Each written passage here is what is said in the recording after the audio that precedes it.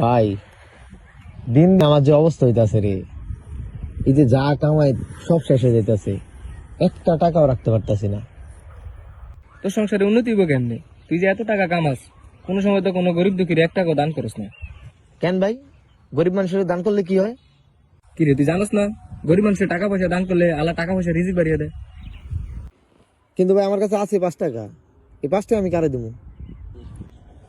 ওই যে ওই জায়গায় একটা ফকিরদারি আছে, ওরে গিয়ে 5 টাকা দিয়ে আয়।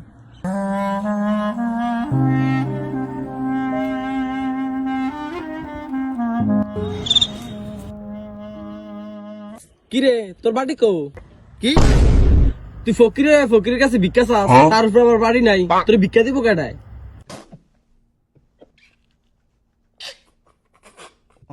আয় আয় চল। মার্কেটে যে অবস্থা, কেউ ভিক্ষা দিতে চায় না, তার উপর আবার তোর বাড়ি নাই। টাকা নাইলে নাই দিতে পারলাম, তা বাড়ি ম্যানেজ করে দিব। আয়।